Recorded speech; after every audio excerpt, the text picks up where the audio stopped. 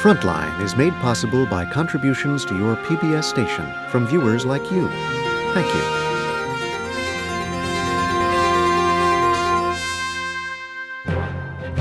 Headline news. Final cost for security in today's Super Bowl will run about $9 million. Super Bowl Sunday, 2003. And Washington had a bad case of pregame jitters. The headlines and talk shows were about war with Iraq. The president was practicing his State of the Union address. Say he's been practicing at the lectern at the White House. There was trouble with North Korea. Intention of taking military action against North Korea. And on Washington's outskirts that weekend, inside this secure facility, they were tracking another crisis. What's going on, Dante? We started noticing a tremendous number of increases of a particular type of attack. The internet was down in parts of Asia. It was coming from a tremendous number of source addresses from different locations. And the virus was advancing. About 3/4 of our customers were experiencing attacks from this particular worm. It was trying to infect thousands of systems very rapidly, and what that did was it ate up the bandwidth, the communications channel between the various computers of the internet. Internet banking took a hit as well. They named it Slammer. By dawn, it had the full attention of the White House. Money at ATM machines. In 15 minutes, before anybody could even be notified the attack was going on, 300,000 servers were taken over. But it wasn't just servers that were affected. 911 systems were affected. Bank ATM machines were affected. Reservation systems for major airlines. Almost each and every network that we monitor is attacked, probed, prodded every single day. The internet is a hostile environment. On this weekend, the Slammer's creators eluded detection.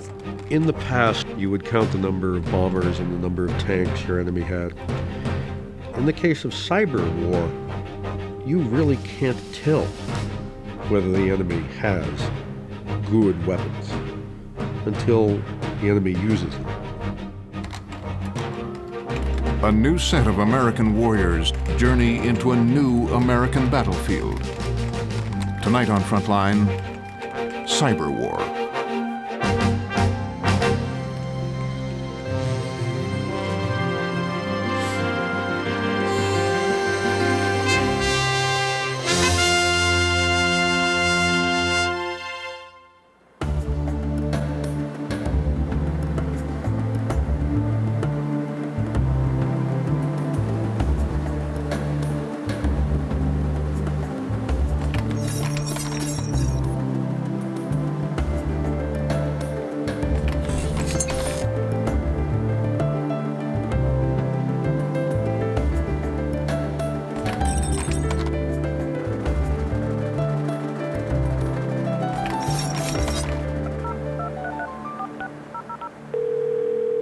The Washington Post, may I help you?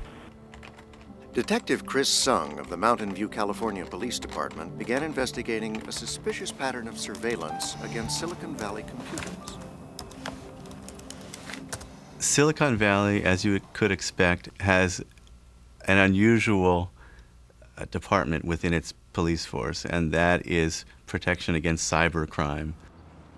They had a guy in charge of that section called Detective Chris Sung. I was notified by my division captain that the city website coordinator had discovered some suspicious activity, visitors to the city website. This was only less than a month after 9/11. Detective Sung's investigation started with Laura Weigett. I'm the website coordinator for the city of Mountain View, so basically I run the website, put all the content on. Detective Sung begins to notice a strange pattern of computer intrusions. It has to do with dams and emergency telephone systems and electrical systems. I've always been interested in other countries, but I'm specifically a big fan of Middle Eastern culture. But we didn't have any visitors from any of those countries until the summer of 2001. And when they first showed up on my report, I was really excited. I just thought it was really neat that people from these countries were visiting our site. I couldn't imagine what they wanted to see there, but I was thrilled. The elation wouldn't last. After September 11th, seemingly benign visits from Middle Eastern cyber tourists took on new meaning. You're seeing probes that seem to originate in Saudi Arabia, Pakistan, Indonesia, and that are looking into the junction of pipelines, for example, and the digital control systems that run those places. After 9/11, obviously the state of the country at that time, especially among law enforcement, was, don't rule anything out. It does look like part of a pattern of potential long-range surveillance, remote surveillance by Al-Qaeda or terrorist groups. Some of the probes suggested planning for a conventional attack, U.S. officials said. The FBI did a broader investigation, and it found, according to a classified assessment, that there was a broad pattern of intrusions that were described to me as casing these digital controls, trying to learn how the networks worked and what kind of security protected them, and if you had to reach out and touch a small number of them, which ones would be the most damaging. And this is a scary thought. Detective Sung's evidence was sent to the FBI, where the head of the Bureau's Infrastructure Protection Unit says it fit an emerging and familiar pattern.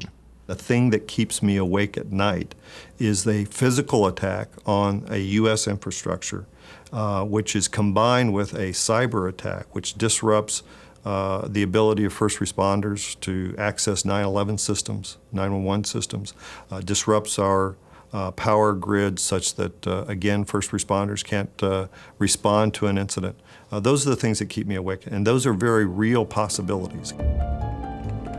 At just this time, on the World Wide Web, an email was making the rounds. From universities to think tanks, to deep inside hush-hush government projects, a growing number of concerned scientists were writing a letter to the President of the United States. Mr. President, our nation is at grave risk of a cyber attack that could devastate the national psyche and economy more broadly than did the September 11th attack. We, as concerned scientists and leaders, seek your help and offer ours. September 11th told us our adversary was very willing to use our infrastructure against us. A group of us got together and decided that it was important to let our leadership know, to give them the benefit of the best scientific thinking in this area, to say, hey, this is a really serious problem. The critical infrastructure of the United States, including electrical power, finance, telecommunications, healthcare, transportation, water, defense, and the internet, is highly vulnerable to cyber attack. Fast and resolute mitigating action is needed to avoid national disaster. Ultimately, it turned into about 54 scientists and leaders, former national leaders, intelligence community people, as well, sending this letter that makes the case that says we have a problem here. The letter was sent February 27, 2002, to the White House. It made its way to the White House Office of Cyberspace Security, into the hands of one of the government's most experienced troubleshooters. Well, I think the letter from the scientists and engineers was a bit more stark than other things that the government has seen. It sent a message that we depend upon the internet for our national security and our national economy, and we know it's not secure. And therefore the government has to act. Richard Clark knows how to kickstart the government. For 30 years, he's been operating in and out of the shadows of 6 administrations. What's unique about Clark is his effectiveness in the bureaucratic process. He's just a guy who rolls over opposition, and it's just unusual in the U.S. government, and it's especially unusual to last a long time and win a lot of battles. But in the mid-90s, Clark lost an important battle. As head of counterterrorism for the National Security Council, he was unable to persuade higher-ups of the danger the country faced from a then obscure Saudi citizen named Osama bin Laden. After 9/11, when most intelligence gathering shifted to finding al-Qaeda cells, Clark decided to investigate a new threat: attacks from cyberspace. The first thing I said to my staff was, I want to go see the internet. And that got a lot of chuckles, because, after all, Dick, it's virtual. It's in cyberspace. You can't see it. And I said, no, I think you can, and I want to go find it. So we went on a series of trips in search of the internet, and we found it. And we found it on Wall Street, 6 feet below the sidewalk. running into the stock market. We found it coming up out of the water on the New Jersey shore, where it comes from Europe. We found its heart beating in various network operation centers owned by the so-called backbone companies that own and operate the backbone of the internet. It exists. There are key points to it. Clark began to test the security at regional internet hubs, talking his way past guards, breaching security. What I was able to do a lot in those early days is get fairly far into the building and fairly far onto the control floor of these regional hubs without any problem. And then I knew we had a problem. In the United States, there are 2 network nodes that you can hit electronically, and one that you would be more effective to hit physically using a truck bomb. But if you hit those 3 nodes, then you would be able to destroy American communications for a significant length of time. This is a soldier of fortune in the cyber war, a high-end hacker. He's well known in the secret world of computer spies at the National Security Agency, the Defense Department, and the CIA. He's on their side. He works in secret and wants to keep it that way. We have hidden his identity and altered his voice. If you were to talk to anybody who works in any one of those NOCs, network operating centers, or anyone who works in security for the telecommunications industry, they already know where their targets are. They already know the problems that they have. But as vulnerable as they are to physical attack, it's inside the web's nervous system, hidden in coded packets of data, that the hacker and others wage their invisible war. In a terrorist sense, the U.S. is an open target. You can hit just about anything that you want to hit one way or another. This is not bragging, this is a measure of fear. Cyber war is like Carl Sandburg's fog. It comes in on little cat feet and is hardly noticed. That's its greatest potential. Everyone who wants to know about cyber war eventually finds their way to John Arquilla. In the realm of cyberspace-based disruptive threats, we haven't yet had what they call the electronic Pearl Harbor. I think part of that is a function of our skillful defense of our systems. It's not that we're bereft of attacks. Tens of thousands of attacks occur every week against Department of Defense systems alone. He's been at the Rand Corporation, one of the first cyber warriors in Desert Storm, and in Kosovo, worked for the Defense Department. Like Clark, Aquila is a bit of a handful inside bureaucracies. In my checkered career, I've had, I think, the good fortune to always be thinking a few years ahead of events, and that has been useful in terms of anticipating threats. It has also created a fair amount of social friction. He's been stashed, sidelined really, out in California, at the Naval Postgraduate School in Monterey. But he knows about the power grid, the water supply, air traffic control systems. Talk about malicious code, probes and pings, Arquilla understands. Zombie computers, he's an expert. We're looking at hackers and others who are developing very profoundly different kinds of code-breaking techniques. Some of this has to do with linking together many computers around the world. Some hackers have hundreds or thousands of zombies that they control. The zombie has come back to life in the information age now as something that's controlled by a hacker that can be used to hotwire them all together to create computing power beyond our imagination. I could take down scores, thousands of systems, for example, in Taiwan, and then turn those systems through its high-speed pipe against any other nation in the world. Does it mean the attack is originating in Taiwan? No, not at all. So the problem that the U.S. has with terrorist attacks, where we still don't know where the anthrax came from, is the same problem you have with information operations. If you do the job correctly, there are no fingerprints and nobody can trail you back. At the White House, Dick Clark learned about zombies the hard way. Now, Code Red was the name of a computer attack that occurred in July of 2001, where during the course of the day, we became aware that ultimately 300,000 computers around the country had been violated. Someone had gotten into them and planted software. The White House urgently contacted the companies that run the internet. And by about 4 o'clock in the afternoon, they came to me in a teleconference and said, there's good news and bad news. The good news is we know what's going to happen. At 8 o'clock tonight, hundreds of thousands of computers are all going to simultaneously start sending pings toward one site on the internet. The bad news is you are the site, the White House. If the assault worked, in nanoseconds, the pings, hundreds of thousands of simultaneous computer pulses, would overwhelm the internet. Hundreds of thousands of computers are going to be firing off pings every second from all over the internet, and all of that message traffic is going to flow through all of the different channels toward one server. Clark and the nation's internet providers worked out a plan to block any traffic directed at the White House. And then they held their breath.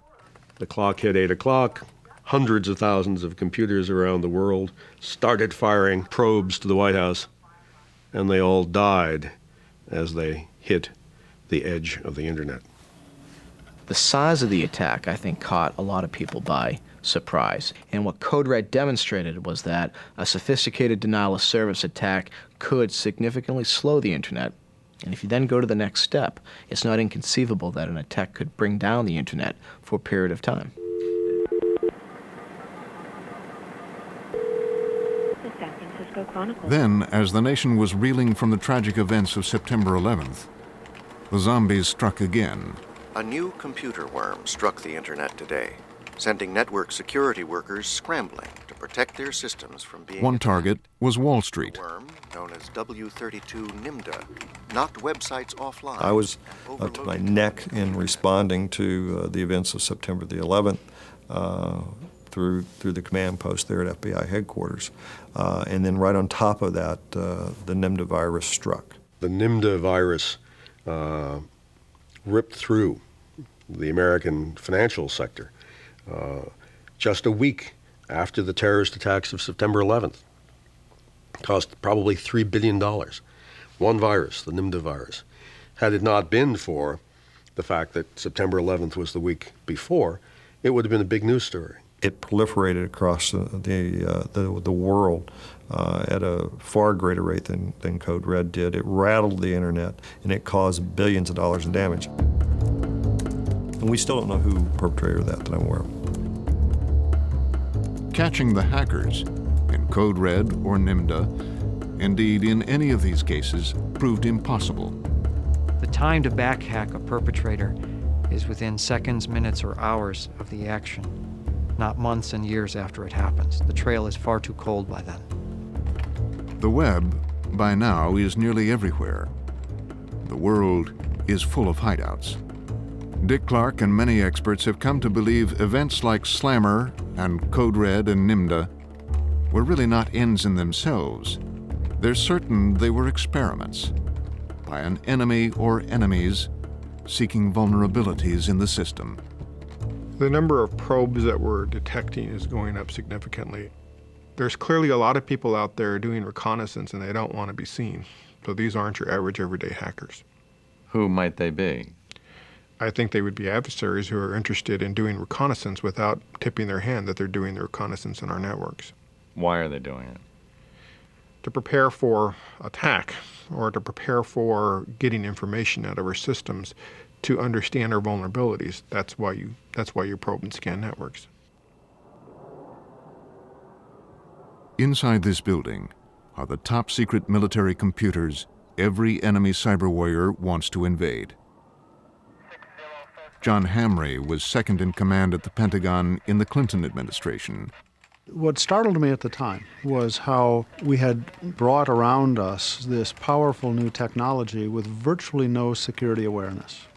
We didn't have disciplined protocols and procedures in place for how people could connect to the wider internet. It was just absolutely, we let 1,000 flowers bloom, and as you would expect at that environment, there were just countless opportunities for mischief. Hamre wanted to find out just how vulnerable DoD computers were. In 1997, the DoD initiated a red team exercise codenamed Eligible Receiver. We got the permission of the Pentagon. We put together a small team of hackers and to only use hacking techniques and tools that we could download from the internet, and attacked the Pentagon systems. Eligible Receiver really demonstrated how the real lack of consciousness about cyber warfare. I mean, really the first 3 days of Eligible Receiver, nobody believed we were under cyber attack. They took control of the Pentagon systems, took control of the National Military Command Center computers. If you get super user control of one node, you basically can get into a network. Pristine protection, I mean, absolute sanitary protection is what's required, and you'll never get it. There are details about Eligible Receiver that even today have not been revealed. But one thing is certain. It scared the hell out of the Pentagon. Eligible Receiver is a classified event about which I can't speak. What I can say is that when people say there is no existence proof of the seriousness of the cyber threat, to my mind, Eligible Receiver provides a convincing existence proof of the nature of the threat that we face. The Pentagon ordered new detection systems installed on its computers. But it wouldn't take long for the Defense Department to be hit again. And this time, it wasn't an exercise. They gave it the code name Moonlight Maze. All that I can say about Moonlight Maze is that the phrase Moonlight Maze refers to an investigation conducted by the FBI. How involved was the FBI?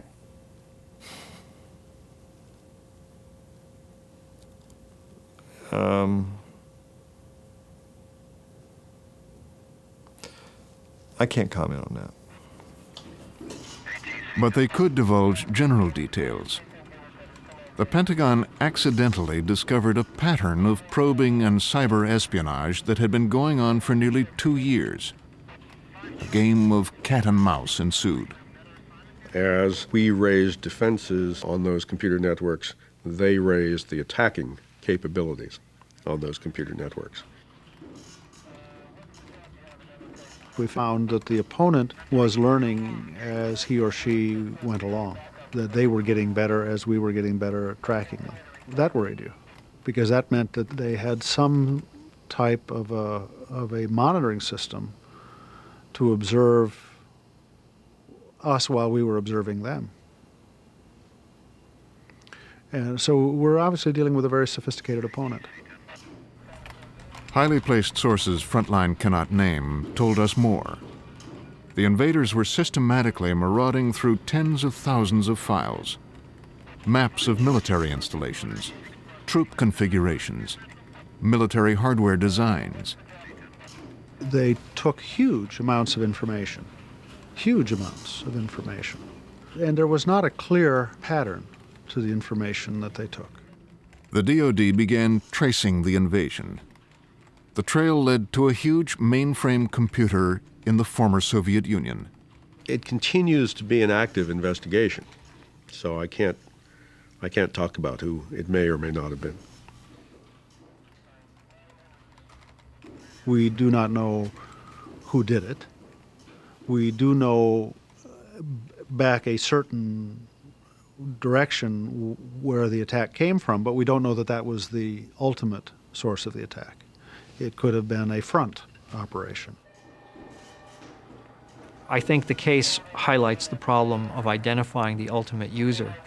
Some tracking was done back to systems in Moscow, for example, but that by no means suggests that these were Russians doing this. It could easily have been someone operating in an entirely other part of the world who bounced off of a computer in Russia, or it could have been the Russians. Thousands of attempts a day to get into the Defense Department networks are detected. It's the ones that aren't detected that are the sophisticated ones. And the question, therefore, arises, in some future war, in some future tension, in some future crisis, could we wake up one morning and find that great damage had been done to our railroad system, our electric power system, our banking system, our military logistics system, by Trojan horses, logic bombs that were planted in our infrastructure in advance without our knowing it? Many in the cyber war are convinced the days of merely using the web to probe and map America's infrastructure are near an end. They worry the enemy, especially one enemy in particular, is preparing for action. I've been watching them for quite a while, and they are very, very good at everything from money laundering to secure communications, and to underestimate them at any point in time is suicidal. He's talking about Al-Qaeda.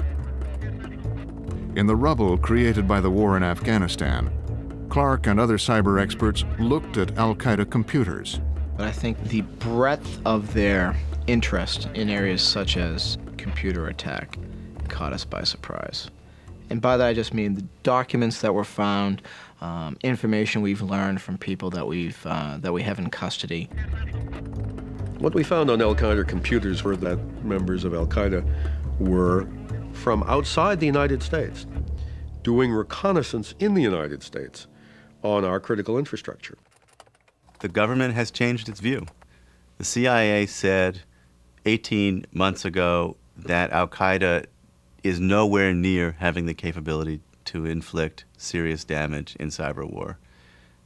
It put out a new memorandum of intelligence some months ago saying, well, it looks like they have more capability than we thought, and it looks like they have more intention than we thought. They were putting people in computer classes whose purpose simply was to develop a competency and a skill set that then they could then turn into a capability to develop attacks. And there are those who fear that if Al-Qaeda has acquired those skills, they will mount a devastating attack on one of the nation's most vulnerable infrastructures. They may be able to use the internet to bring down portions of the electrical power grid. It turns out that there are only 5 or 6 software systems that are used around the world to run electric power grids, other utilities, pipelines, dams, those sorts of things. They're called digital control systems, or they're called SCADA systems, supervisory control and data acquisition systems. Almost no one flips a switch at the power company anymore. Now it's done by a little black box, a SCADA system, that talks to other little black boxes, often through the internet. SCADA systems are really the cyber world's portal into our 3D world. They allow cyberspace to sense what we're doing, sense temperature, sense movement, sense position, and they allow cyberspace to control things in our 3D world. Move a motor, close a switch, turn on a heater. Al-Qaeda prisoners have described intentions in general terms to use those tools. Specialized digital devices are used by the millions as the brains of American critical infrastructure. All of a sudden, someone coming in from Pakistan through the internet, through a hole in your intranet security, is in a place where they can control these black boxes. That is the threat. Once, SCADA systems stood alone in factories or power plants. Not anymore. Now they're connected on the web. Whole industries are linked. That's good for business, and even better for cyber warriors. I liken it very much to my own thermostat at home. My thermostat at home is protected because I keep my front door locked, so no one can come in and change my heat around. If I add a wireless element to my thermostat, now suddenly I can control it from my computer. I can turn the heat up when I'm at work so that the house is warm when I get home. I can understand every month exactly what my fluctuations are in temperature. Unfortunately, because it's wireless, someone could sit outside my house now in the car with a laptop and at 4 o'clock in the morning turn off my heat. in the dead of winter. At Sandia National Laboratories in New Mexico, they worry about just how vulnerable the nation's power grid is. Recently, they initiated a series of red team assaults on SCADA systems that control power companies, including their own solar power generating station.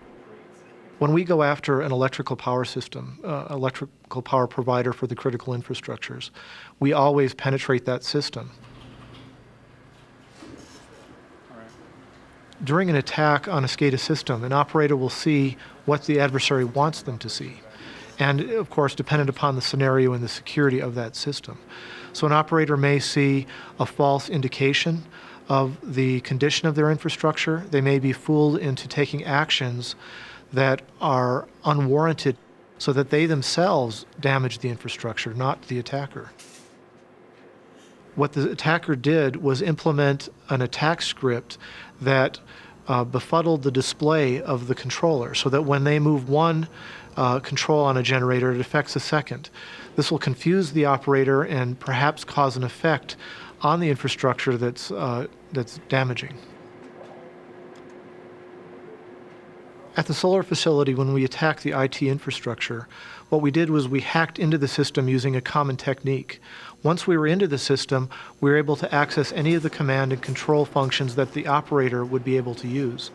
In this case, we simply executed a script that moved 4 of the mirrors and danced them around on the solar facility. The red team could have gained access to the system, written a more specific script to have specific effect on the mirrors, such as moving them to the wrong location or causing damage to the solar facility. Could you and a group of friends take down the electrical grid of the United States or North America? I don't know if you'd be able to take down the whole grid, but I know that you could take down significant pieces of it for, let's say, operationally useful periods of time. Penetrating a SCADA system that's running a Microsoft operating system takes less than 2 minutes. Could your team take down the entire grid in the United States?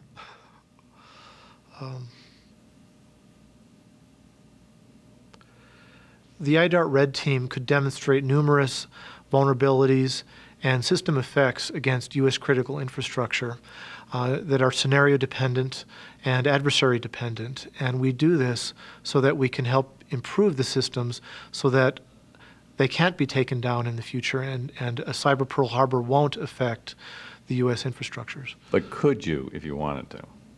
I won't answer that question. And even though the power companies don't like to talk about it, this threat really scares them, especially industry experts on cybersecurity. Frontline reporter Jim Gilmore talked to one of them, Joe Weiss.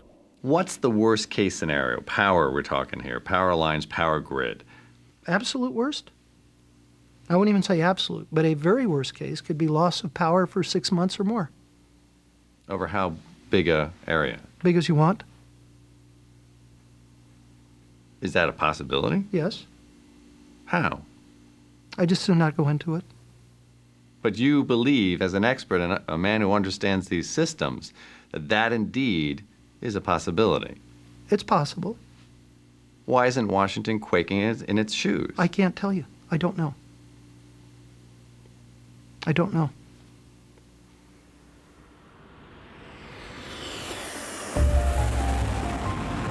Each time he returned to Washington, Clark found it more difficult to make cybersecurity a federal priority.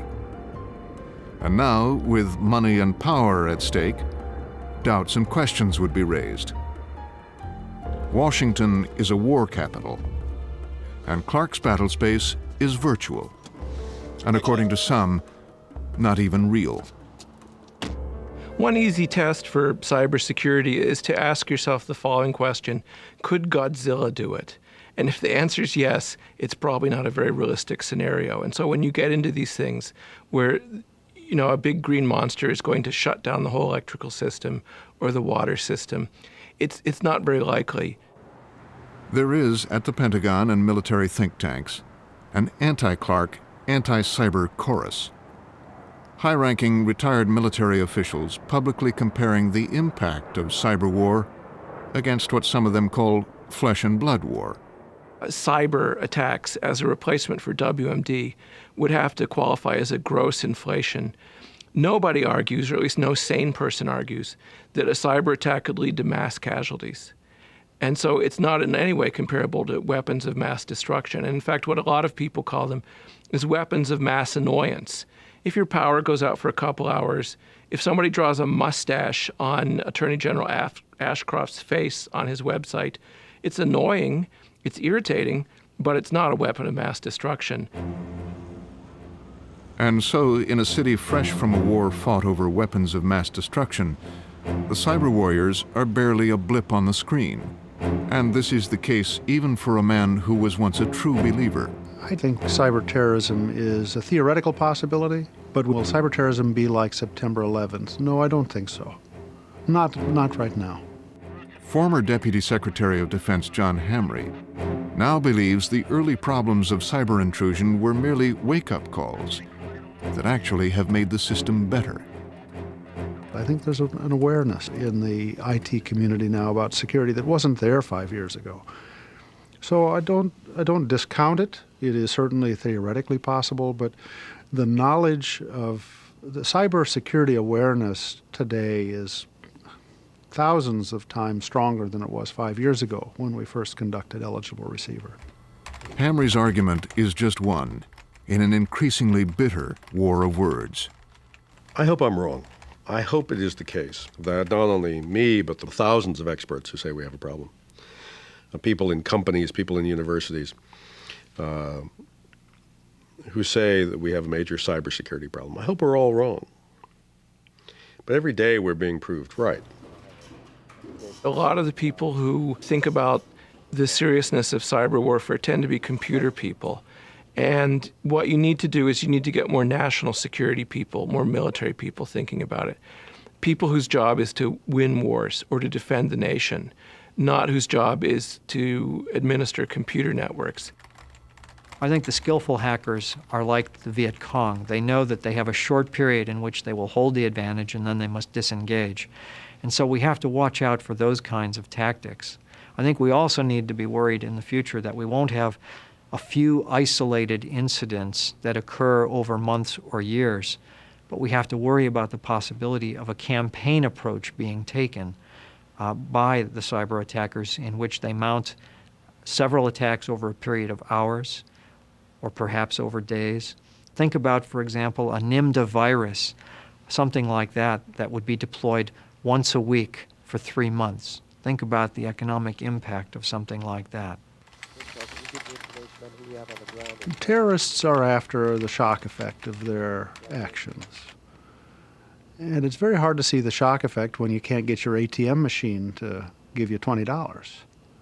I mean, it's distributed all around. When we had this last worm or whatever it was, I went down to the bank, tried to get money out of the ATM machine. I couldn't get any money out. Well, it was frustrating to me personally, but it doesn't translate in the same way that flying an airplane into a building does. If I were establishing a terror organization today, I would be more interested in doing costly disruption by cyberspace-based means. If I did physical destruction, I would know that I would have to deal with a bunch of angry Americans who would track me to the ends of the earth. On the other hand, if I could engage in acts that would cause hundreds of billions of dollars worth of costly economic damage, and I could do it relatively secretly, why wouldn't I pursue that aim? And why wouldn't that make me a great hero to the constituency I was serving, my people, those who believe as I would? So if I were a terrorist, I would be thinking these days about mass disruption rather than mass destruction. And so, out in California, Arquilla is thinking about how to defend against weapons of mass disruption. But he's also helping the Navy to create an offensive cyber capability. Americans need to realize that even as we learn to defend our country against cyber warfare, we naturally are developing offensive capabilities as well. You cannot defend yourself unless you understand how the offense works, and in so doing, you learn to wage offensives. Frontline was allowed to see some of the wargaming. Okay, game start. 5, 4, 3, 2... 1. Game on. Orange has Fab 584 launch. Roger, roger. Purple, clear picture. Okay. Orange shows possible intrusion, network alpha. Roger. What they're learning to do is operate in a hostile cyber environment. The military mission must go on. Black, this is Brown. Roger. Showing a stealth scan on IDS on network Charlie. Network Charlie, hi. An adversary trying to get an operational advantage through the computer network. And that's all warfare is gaining the upper hand, no matter how you can do it. Black, this is Green. May have some unusual activity on the Bravo network. Roger. Seems to be a clown head inserted into the network. The clown appeared to be an icon put in by an intruder to try to mask some of the information appearing on our screens. Red, I have an indication of F-14 down. There is a clown head appearing at that location. Request assistance. Roger. Initiating trace route program. Roger. What we assumed we were seeing from an enemy was that they had access to our computers, that they knew what we were looking at on our computers, i.e. icons of our troop movements, and they were trying to cover those so that we could not see what either our forces or their forces were doing. Black, this is Brown. Request mission, initiate hackback attack. Affirmative, initiate hackback. The red team decided to attack a critical SCADA system. Siam, this is Black. Can you give me an analysis on the SCADA Bravo attack? Siam. Analysis is put up on the main screen. You may want to take a look. SCADA is everything. It's the heart and soul of the systems. If you can get into that, then you have control, or you disrupt their control. Or if you can even get them to think you're in there, then you can lower their confidence in their ability to manage their systems. You know, the 13th is the thing we have approved already. The gaming is good practice because America has launched cyber attacks for real in the first Gulf War.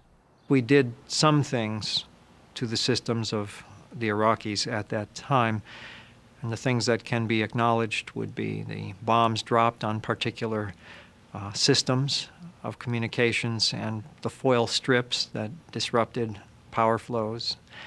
But beyond that, I think we can't really talk too much. To get in touch with you. Arquilla watched the United States get better at offense in Kosovo. I think Kosovo was in some ways a proving ground of certain cyber capabilities. We get into a very sensitive area here, but what can be said is that some means may have been used to distort the images that the Serbian integrated air defense systems were generating. And this, of course, was crucially important to waging a successful air campaign. And then there was Afghanistan.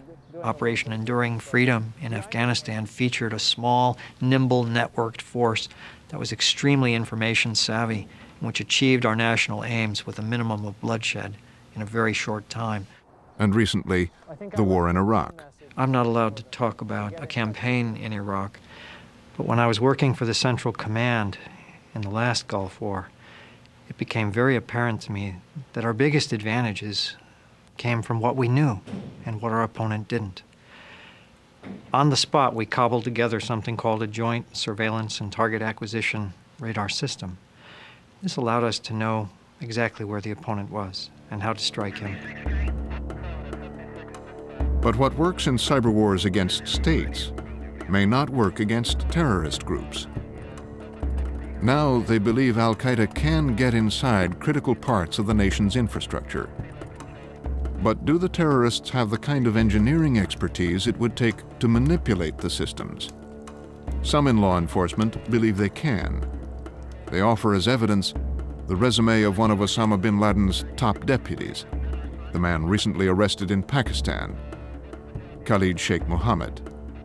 I'm troubled by the fact that a number of people related to Al-Qaeda, including Khalid Sheikh Mohammed, who's the chief operating officer, if you will, of Al-Qaeda. A number of these people have technical background. Khalid Sheikh Mohammed studied engineering at the University in North Carolina.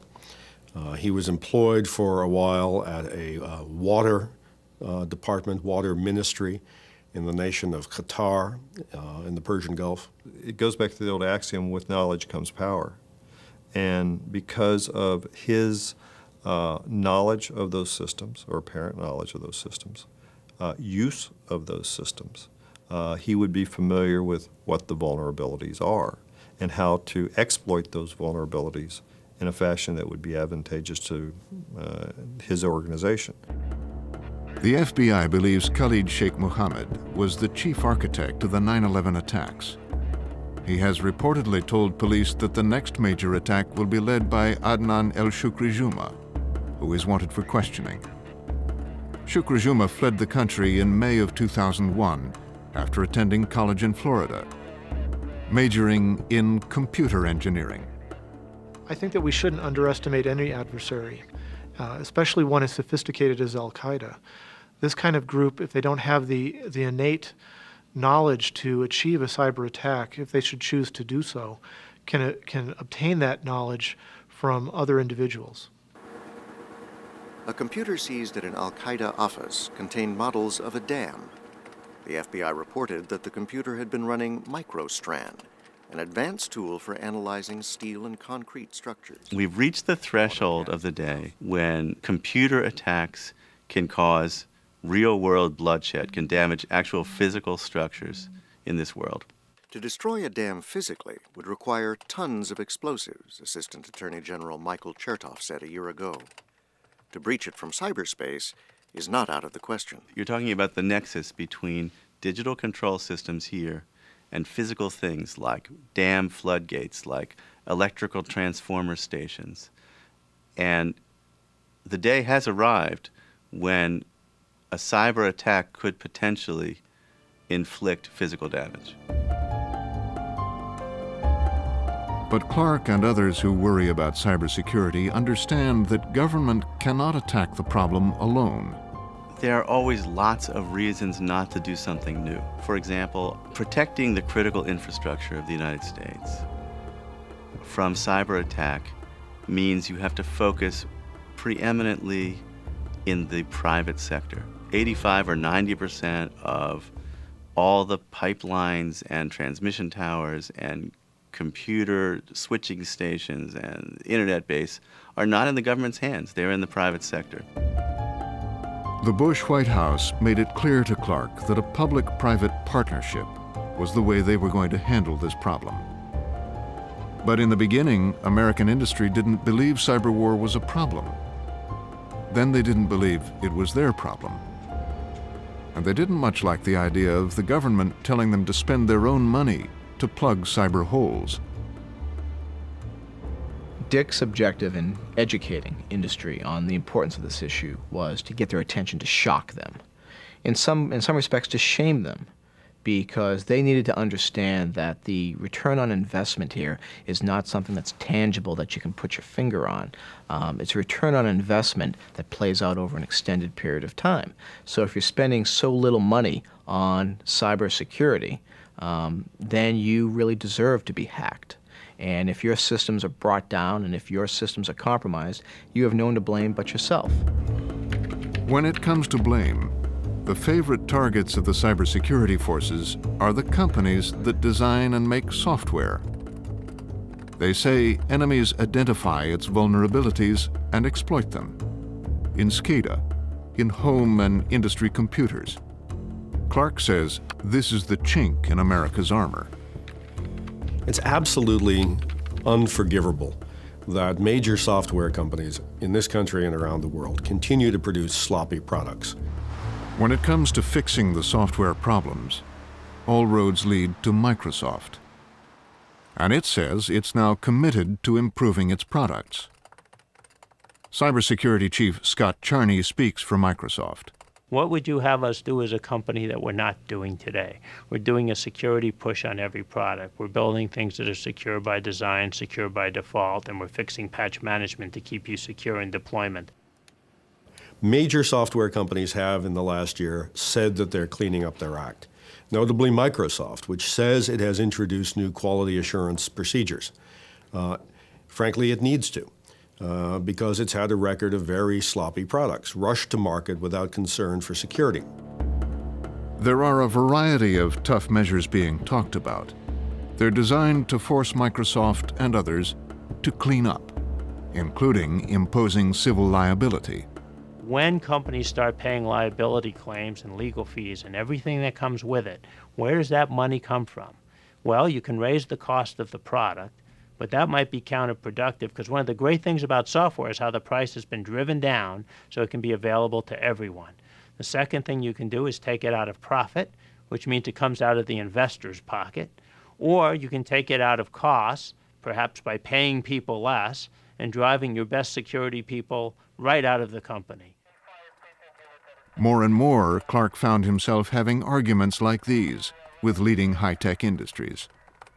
Arguments that led to the ultimate threat: regulation. If there's a major devastating cyberspace security attack, the Congress will slam regulation on the industry faster than anything we can imagine. So it's in the industry's best interest to get the job done right before something happens. Because after something happens and our economy has been really badly hurt, there will be regulation. Is regulation really an effective way to get where we need to go? And to what extent will regulation stifle innovation? Because if you tie down industry and say this is what you must do, then you also tie down the technology. So I think there are a lot of reasons not to go in a regulatory fashion. Regulation is not part of the policy of the current administration. They are very reluctant to use that, and it's understandable. Regulation and its effects can have different effects than you really intend them to have, and so one has to think about it carefully. At the same time, this is very much on the order of fire codes. If we don't do these things, it not only affects the people who are going to be attacked, but the entire society fabric. But elements of the Bush administration simply aren't in the mood to back Clark up in these battles. He runs very quickly into ideological opposition in the Office of Management and Budget, in the Council of Economic Advisors, and elsewhere in government, to the very idea of telling private industry what to do. It looks too much like big nanny government to them, and so they are putting very sharp limits, or were putting very sharp limits, on what Clark could do there. And in February 2003, a bureaucratic shuffle removed Clark's operation from the White House. It was folded into the gigantic Department of Homeland Security. But Clark wasn't. He decided to leave government. But he would not go quietly. The man who was right about the danger of Al-Qaeda, and who has come to believe that the cyber war is real, and that America is unprepared, will now do all he can to sound the alarm. After Pearl Harbor, we did a tremendous job of defeating the Nazis and the Japanese. After Sputnik showed that the Russians were winning the space race, we did a pretty good job of national mobilization, and we beat the Russians to the moon.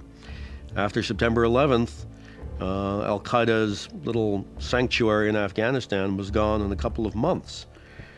And we're now doing a very good job of rounding terrorists up around the world after the fact. Wouldn't it be nice for once, when we have the experts telling us we have a big risk, wouldn't it be nice for once to get ahead of the power curve, solve the problem so there never is the big disaster? Initiate trace route program. Roger. Orange, this is Black. Any report on the source of that leaching?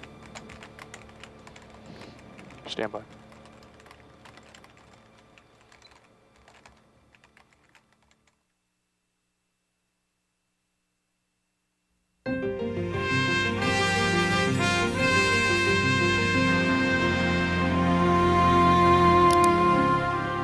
This report continues on our website, where you'll be able to join in a forum with cybersecurity experts who will field your questions.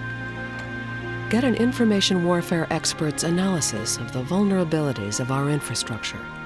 Explore some of the most significant cyber attacks to date.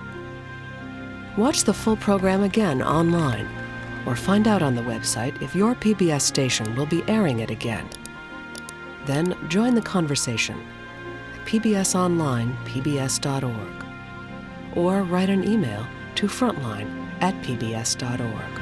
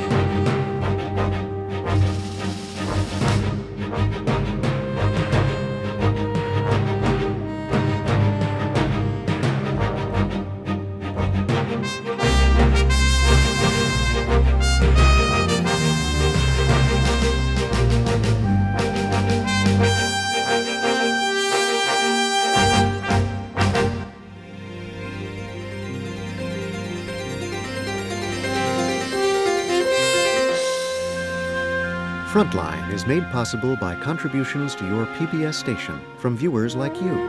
Thank you.